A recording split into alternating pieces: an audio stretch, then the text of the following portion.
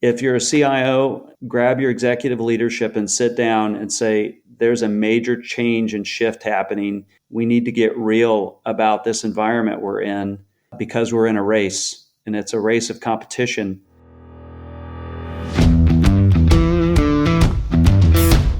Technology is transforming how we think, how we lead, and how we win. From InterVision, this is Status Go, the show helping IT leaders move beyond the status quo, master their craft, and propel their IT vision. Welcome to Status Go. I'm your host, Jeff Tunn. Digital transformation, digital disruption, topics that are on top of everyone's mind these days. With all that's been written and that all has been talked about, there is a lot of hype. Today, we are joined by someone who has cut through all the hype and has actually been there, done that, and got the t-shirt. Jamie Lee, CIO of Wabash National. Wabash National is the nation's leading manufacturer of tractor trailers, semi-truck trailers, and liquid transportation systems. From the outside, it's not an industry that screams digital. Yet the work that Jamie and his team are doing is transforming an industry. Before we dive in, some of our listeners might be a bit confused. InterVision's Senior Vice President of Sales has been part of several episodes of Status Go, and his name is also Jamie Lee. Trust me, that has led to a lot of confusion on my part when I'm trying to email one or the other of them. Maybe I'm the only one that's confused. Jamie, welcome to the show. Thank you. Good to be with you. Hey, as a way of introduction, why don't you tell us a little bit about your background and how you came to the role of CIO for Wabash National? Years and years ago, I had a dream of learning computers and becoming proficient in it and leveraging it in business, and attended Purdue University and graduated in 1994, so boiler up. And let's hope they do well in the March Madness brackets coming up here. That's right. Beyond Purdue, I joined Ernst & Young, traveled quite a bit, and was really a part of many different industries over my career in transforming IT groups, as well as leveraging technology in those businesses to either be more profitable, to cut waste, to really kind of transform the back office and maybe even out through the supply chain. That activity kind of led me up to and gaining the experience to be impactful for Wabash National. And in 2006 and 2007, I came into the company and helped them transform a problematic ERP conversion. After that, I joined Stanley Black & Decker and spent 6 years with them transforming their environment. And then Wabash called me back for the top job here. I've been back with the company for 5.5 years, report directly to the CEO, and he and I both have a vision of digital transformation. First, for our own selves inside our company so that we're good at it, and second, out in the marketplace. That's a great position to be in, to have that shared vision of transformation. Talk a little bit about how you discovered, if you will, that you had that shared vision. Well, if you're familiar with the manufacturing industry, you've been in several of these companies, you'll understand that developing people is not necessarily their first and foremost priority. And so, like most supply chains and most manufacturing companies, much of the budget goes towards equipment and production, and kind of maximizing the bottom line. And so, for years, as IT has evolved, my personal belief is that much of the manufacturing industry has missed the chance to bring its workforce along with today's tools and technologies. So when you think about people in these companies, including Wabash, you think people are really our change agents for growth. And so if they're incapable of embracing the new technologies, how will we leverage those technologies to gain insight to data, to eventually do machine learning, to do higher end analytics on how we can grow and raise our performance? And so I think about the demographics of folks in our company, as well as throughout the manufacturing industry, is to say, look, we have boomers, we have Xers, we have Gen Z, we have Gen Y, all coming and changing over time. At the same time, technology is evolving. And so if you think about it in terms of a bit of crosshairs, is where do you target your next best move to maximize that investment for the company. For me, the digital transformation piece really starts with people and making and years of catch up, if you will, but also getting them to a place where they have workplace skills in digital, and driving that so we can better perform, but also take care of bringing people forward. You mentioned years of catch up. That's a great lead in to the question that I have. Can you walk us on this journey? So you started there 5.5 years ago as CIO. Talk about the journey of transformation that you've been on, the various phases and cycles that you've been through. Yeah. So any traditional IT professional will tell you that without good infrastructure, you won't be able to have great systems or access to systems. So we have concentrated the first couple years of my tenure back with the company on really bringing our infrastructure up to be resilient. And at the same time, with the possibility and promise of cloud on the horizon, and what that transformation might look like. So whether you're starting with the network or you're starting with data center recovery and backup and procedures, eventually you're minimizing that footprint to leverage cloud services as that trajectory comes upon you for leverage. But first and foremost, you have to have compliant and resilient infrastructure to even be able to traverse and have data flowing to and from these resources throughout the company, wherever you're located, multi-country, multi-state, what have you. So that's the first. Yeah, it's kind of table stakes, right? Yeah, to have that stable infrastructure. It really is, and those skills for problem solving and kind of leaning out your environment, but having measured uptime and critical services available, and the importance that the business understands those to be to the value of producing income and revenue is a bit of coaching that needs to happen alongside of that transformation. So how do you keep it going? Is this something you'd go through planning cycles every year, or are you looking at shorter horizons than that? When I came back to Wabash, we looked at a 7-year horizon with the goal that by 2020 we would have extreme insight into our talent base, being people, skills, and that type of thing. And our industry has gone through several shortages, as many other companies are, in terms of marketplace talent that's available. So it's really uber critical for us to have insight into the skills that we have, to understand the capacity that we need to produce our product and so forth. And so in 2013, I had an outlook on 2020 is to say, okay, we're going to go through infrastructure, we're going to go through systemic enterprise architecture overhaul, we're going to adjust to the cloud, we're going to be bringing on data and insights that we've never had. But ultimately, I'd like to see us get to really and truly understanding our people at the forefront of all this. And our CEO has a great mission or vision for our company. It's people, purpose, and performance. And I can tell you from his heart on his sleeve that people are his passion, and it's all very purposeful to our growth and performance in the years to come. So it sounds like almost the four phases, if you will, that you looked at was infrastructure, architecture, cloud, and data.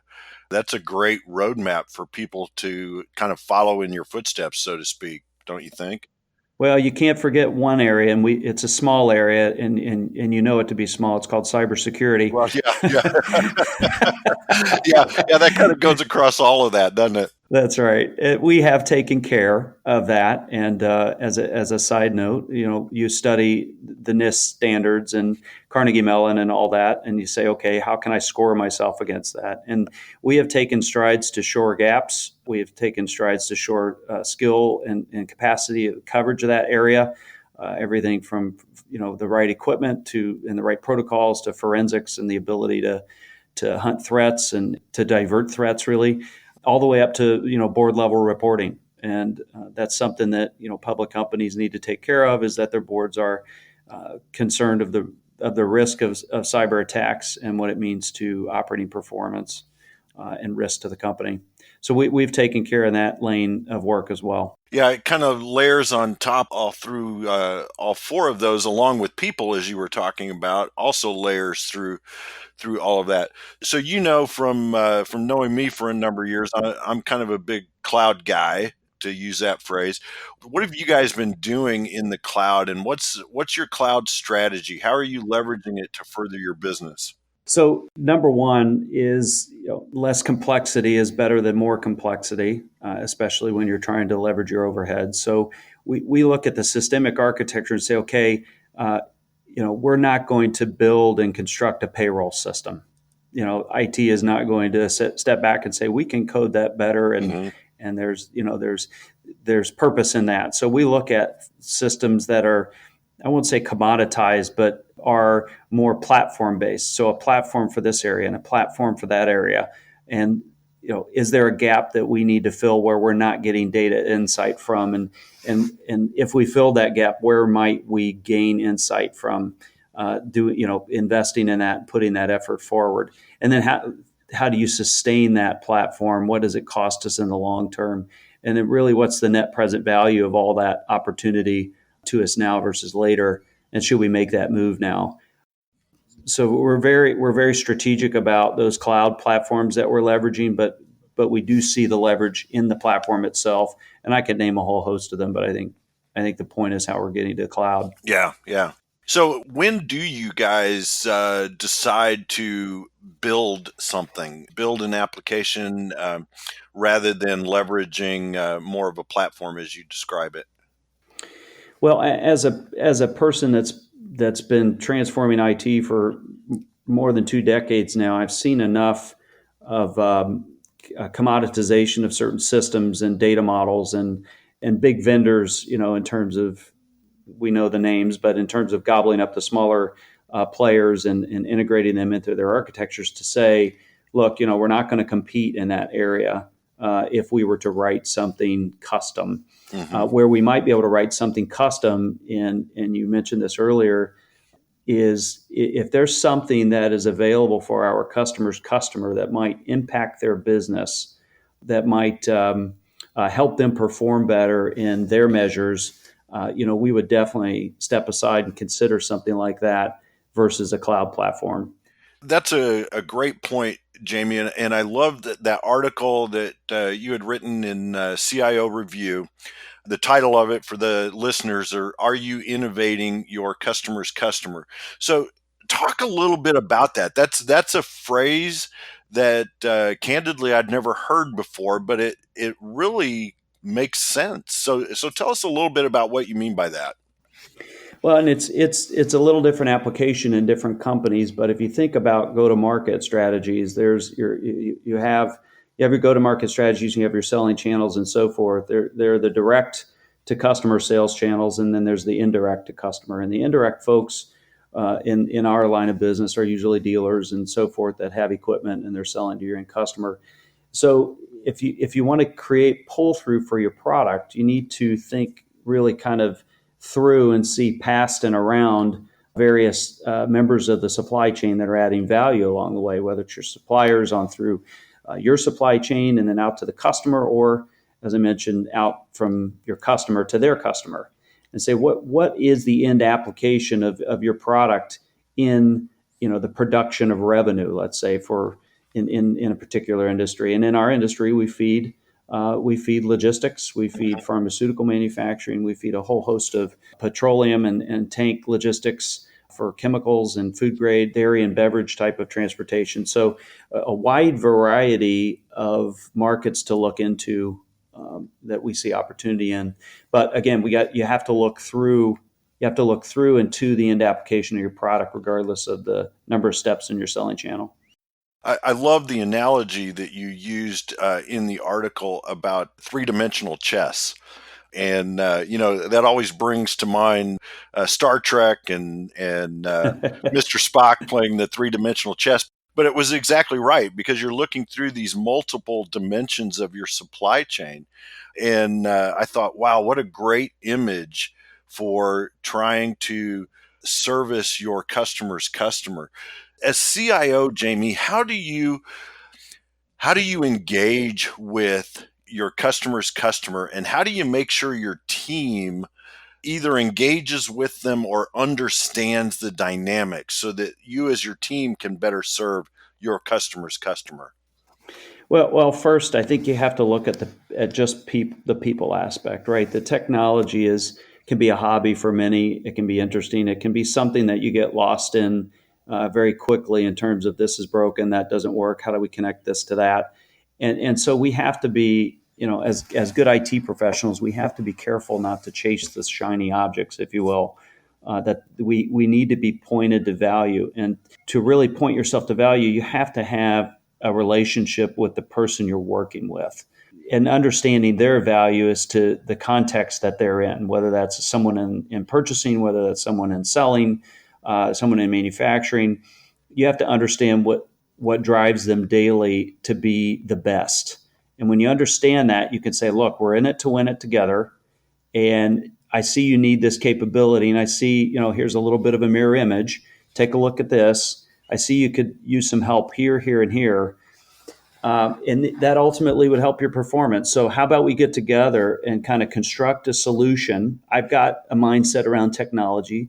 You've got a mindset for how you run your part of the business, what greater performance means to you, and really what profitability means to you. And so if I can bring this technology and you can eliminate that waste, or you can scale more on what you're doing now as a baseline, then we're going to have a win out of this. How about we get together, put an initiative together, co-sponsor it, and vie for resources in the company to get things done.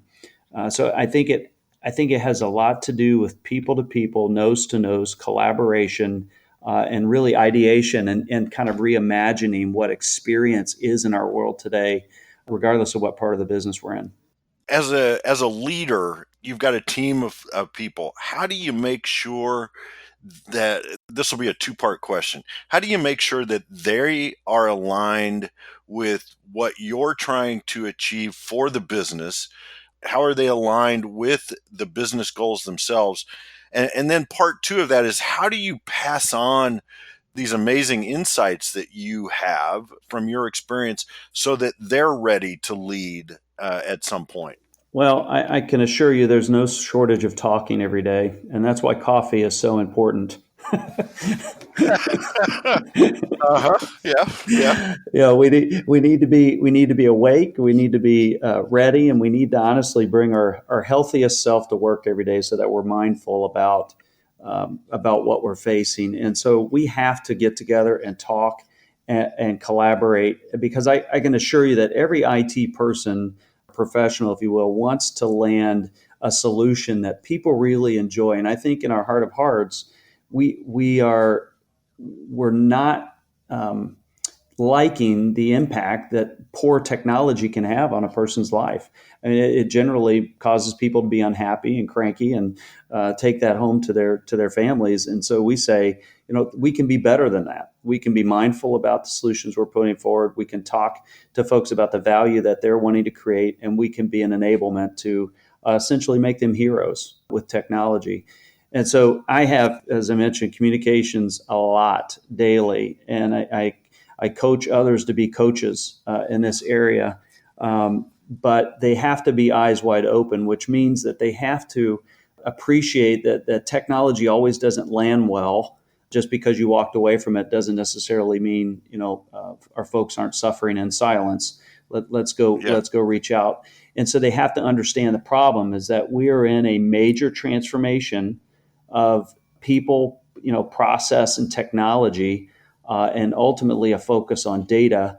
And if we're walking around and we don't see general behavior in our climate, which impacts our culture, if we don't see that, then there's a gap.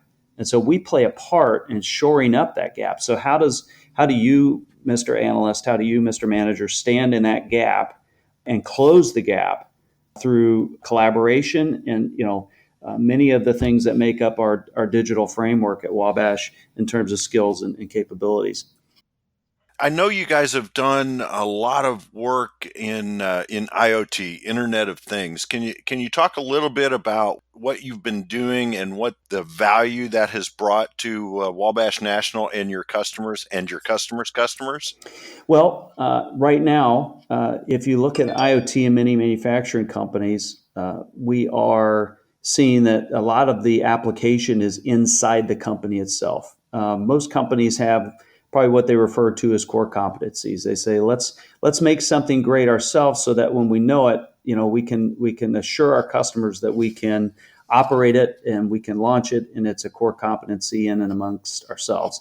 And I see that, and this is no different for Wabash, is there's a very much an interest in equipment connectivity, automation, robotics, that type of approach in really kind of mechanical automation of production. And so the shop floor plays a big part in, I think, what they're referring to as the IIoT, the Industrial Internet of Things. And so we have a focus on that. We have a program going in many of our operating locations, and we have many manufacturing facilities and operate in 3 different countries. That's the primary focus right now is sensors, feedback, data and analytics, and really prediction on downtime on equipment, so that we remain fluid as a supply chain and so forth. Are you providing any of that data outside your organization today, or as you mentioned it, you start internally focused, but do you foresee a time, or are you doing it where you're providing some of that data into your supply chain? There is always the promise of that. Currently, we're not necessarily collecting supply chain data other than to look at warranty and manufacturing parts, that type of thing. Our customers currently do deploy telematics and certain solutions that we outfit for them. So we are a connected part of their journey in IoT. And so I think that's part of the promise, Jeff, as we look out and say, okay, where can we play in that space? And is that a way to even get closer to our customer and our customer's customer? I personally think it is. Right now, our journey is in the IoT space in manufacturing. Gotcha. So the glimpse of the future of what you hope to bring to Wabash National, right? I believe it is. Yeah, that's excellent. Jamie, this has been a fantastic conversation, and I always like to give our guests an opportunity to answer the question that I didn't ask. So, is there something that you have burning on your mind that you want our audience to hear about transformation, about business and IT alignment that I didn't ask you about that we'd be remiss if we didn't share? Well, I would say this is on my heart for much of our kids coming up through the colleges today, and this generational gap in coverage that we have for technology enablement is many companies are struggling with how to bridge university talent to their cultures inside their companies. And I can say that the first step starts with how you dress yourself every day.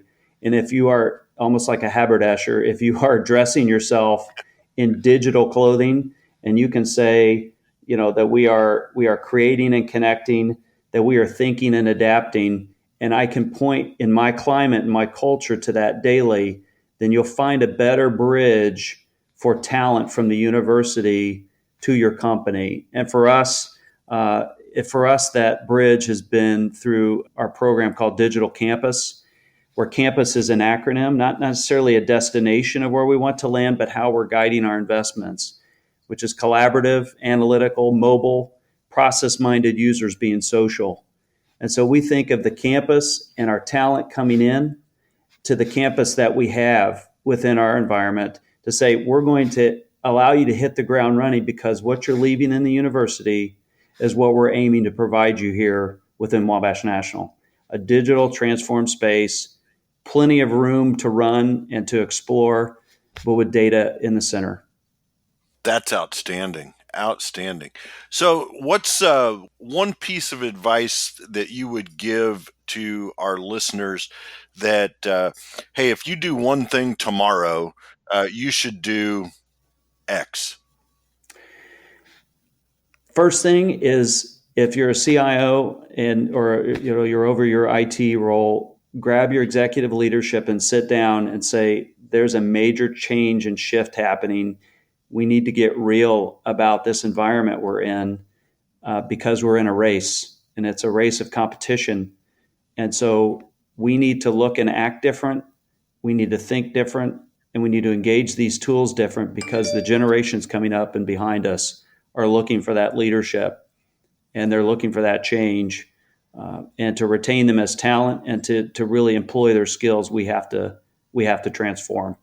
So let's drive it together is what I would say. That's excellent. Great advice for our audience. Normally, what I like to do at this point is summarize a little bit for our audience. But oh my God, I took 3 pages of notes, Jamie. This has been fantastic. There's so many things that kind of jumped off the page at me. I think the major theme to summarize is that it's about the people. And so many times as technologists, we think first about the technology and second about the people, but you've really brought a people first approach. I think that's great advice for our listeners to not only engage with their teams, but also with the executives, as you mentioned in the call to action. So I think there's a lot here for people to unpack and move forward with. I want to thank you again for being a part of this conversation. To our audience, if you have a question or want to learn more about how you can drive transformation in your industry, and I do have to call out, do you like how I did that? We're talking tractor trailers and drive. Come on, it was funny. Seriously, if you want to learn more, go to intervision.com. The show notes will provide links and contact information.